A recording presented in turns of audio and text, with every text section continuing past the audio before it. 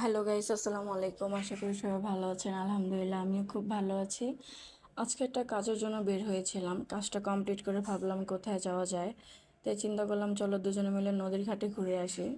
এখানে আমার প্রায় অনেক আগে আমি গিয়েছিলাম, তখন 11 বছর আগের কথা, তখন আর অনেক ছোট ছিলাম।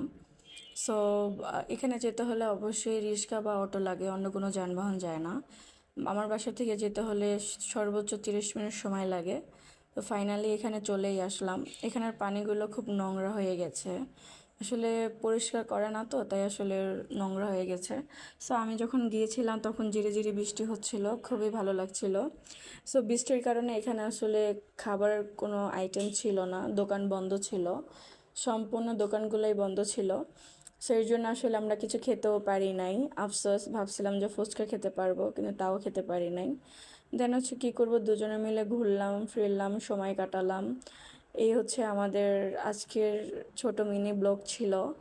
আর এখানে মাঝে মাঝে গেলে মনটা অনেক শান্ত হয়ে যায়, খুব ভালো লাগে একাকিত্বভাবে আনমনা হয়ে বসে থাকলে অনেক ভালো লাগে। সো আমার বোন হচ্ছে ওখানে গিয়েছিল, ওকে নিয়ে একটু ভিডিও করলাম, যে ভিডিওতে ওকে নিয়ে আসলাম। ও আসতে চাচ্ছিল না, তারপর ওকে জোর ফোর্স করে নিয়ে আসলাম।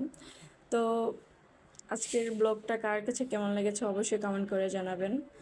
আর এই জায়গাটা কে কে চিনেন অবশ্যই কমেন্ট করে জানাবেন। আমি মেনশন করব না জায়গাটার নাম কি।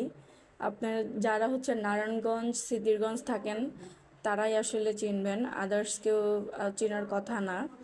সো কে কে এই জায়গাটা চেনেন অবশ্যই কমেন্ট করে জানাবেন। আর অলরেডি বৃষ্টি হচ্ছিল, আরও বৃষ্টি হওয়ার আগে আমরা আসলে এখানে বেশিক্ষণ থাকি নাই, কারণ হচ্ছে বৃষ্টি নামলে কোথায় দাঁড়াবো, এখানে দাঁড়ানোর কোনো স্কোপ ছিল না। তাই আসলে এই সুন্দর একটা ভিডিও মুহূর্ত ক্যাপচার করে দেন বাসায় চলে গেছি। সো ভালো থাকবেন, সুস্থ থাকবেন, আসসালামু আলাইকুম।